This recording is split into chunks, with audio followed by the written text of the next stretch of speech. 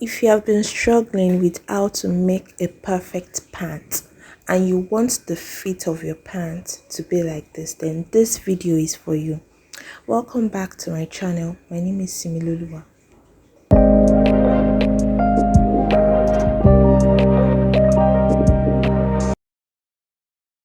So the first step in making a well-fitted pant is to get your measurements right.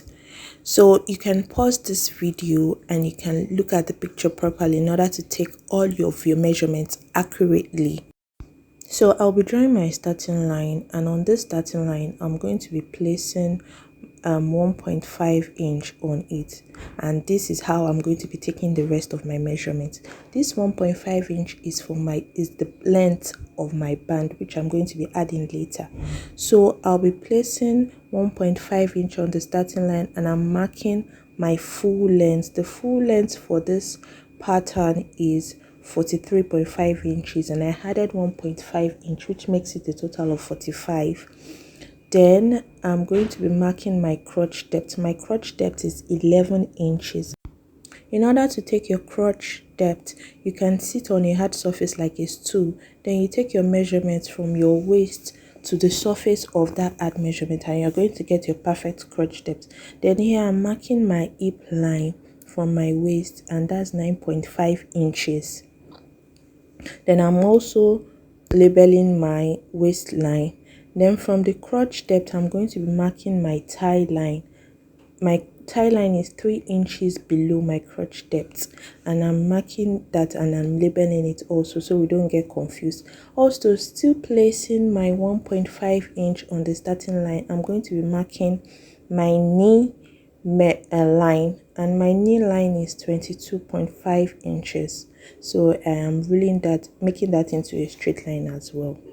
Then I'm also marking my full length with allowance. Please note, this pattern already contains all of your allowance, so you just need to place on your fabric and cut.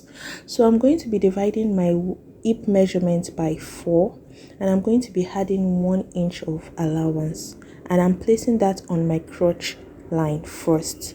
Hip measurements divided by 4, then plus 1 inch allowance. This 1 inch allowance will be divided into 2. That's 0.5 inch for both sides of the trouser. So I'm marking the same thing on my hip line and my waistline, and I'm ruling it to a straight line. Then the next thing I'm going to be doing is I'll be dividing my hip by 16.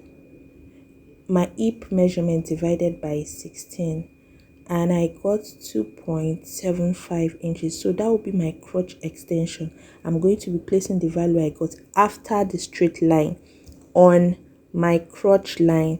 Then at that intersection point, I am marking 1 inch, and I'm marking 2 inches on the center front line, and I'll be connecting these 3 points together. So because I'm going to be using a waistband for this trouser, I don't need to shape my waist at all.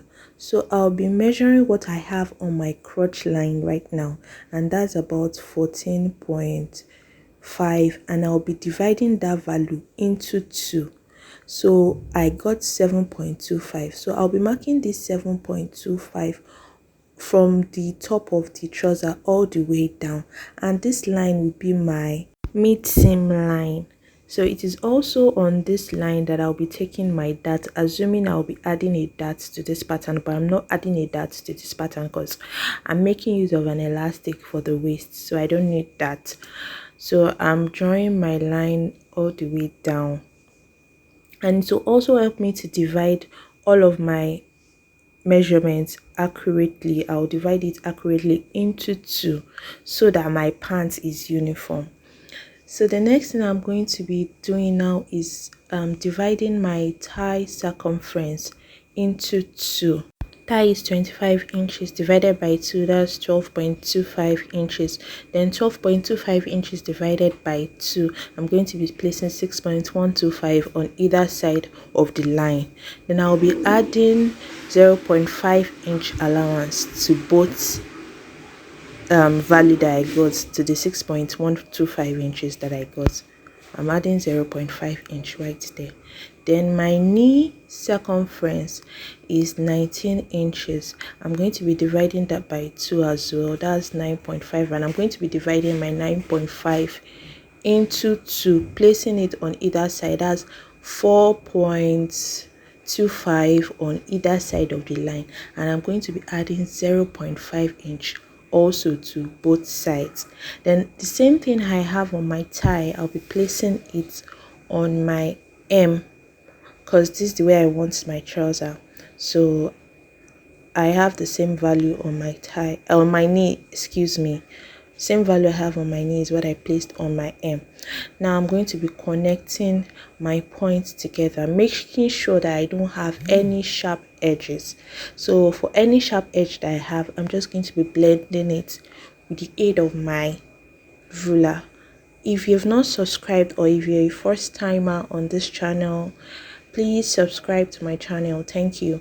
So this is me connecting the lines from my crotch line to my tie to my knee and to the hem of the trouser.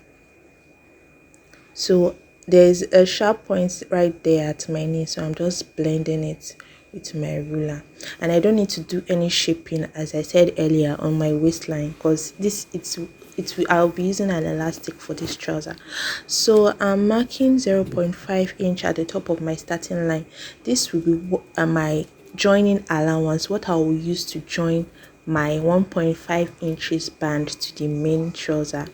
So here is just a word of encouragement. If you are a beginner, or if you've been struggling with one thing or the other in fashion designing, I want to say you have to give yourself time. Rome was not built in a day, really, and it really takes time to learn a skill like this. So please give yourself grace, give yourself time. You can practice over and over again. Your first trouser might probably not turn out well, but you don't have to give up. You have to keep trying. The truth is, for every professional that you have there, for every expert that you have there, they started out as a beginner, yes, as a novice, and they made a lot of mistakes. So moving on, I placed my front pattern on a bigger pattern. The pattern for the back is longer, is wider than that of the front. So what I'm going to be doing now is to pin my front pattern on the back pattern so it doesn't move or shift. Then I'm going to be extending all of my lines onto the back pattern, if you get what I'm saying. So I'm extending my crotch line, my hip line, my waistline with the added 0.5 inch. Remember, we added 0.5 inch seam allowance to join our band. I'm extending my tie line, all the lines actually, onto the new pattern paper that I just placed on it for the back. And I'm making sure that the hem of both pattern matches, as you can see. So I'll be extending my center front line also. The center front line for the front, I'm going to be extending it on the back. So from this center front line that I extended on the back, I'm going to be coming in like this by 2 inches, and I'm going to be ruling that into a straight line as well. So on this new 2 inches line that I ruled, I'm going to be marking 1.5 inch.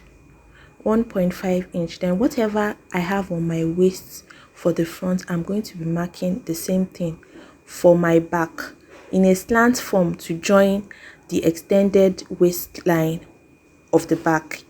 So this means that the back waistline is kind of slanted as opposed to the front that is straight. So this slanted line is the waistline for the back. So the next thing I'm going to be doing is extending my crotch line.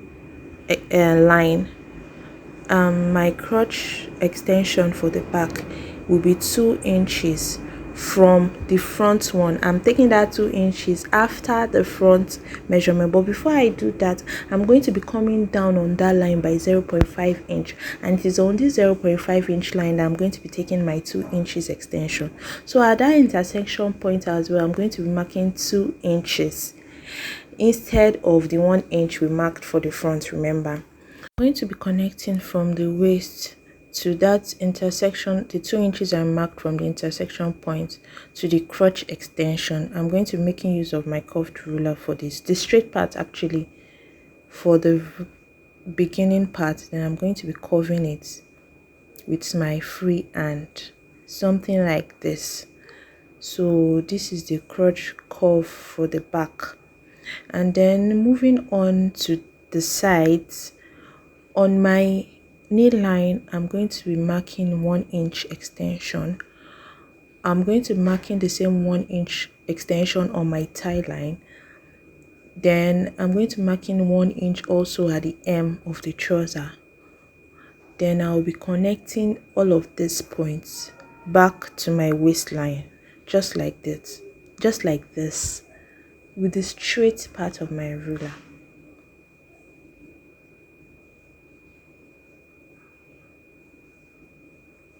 Please, if you have any questions, don't hesitate to ask in the comment section. Thank you. So also I'll be connecting my crotch extension to my knee line for the back. I'll just be connecting it back to my knee line with the curved part of my ruler, just like that. And we are almost done.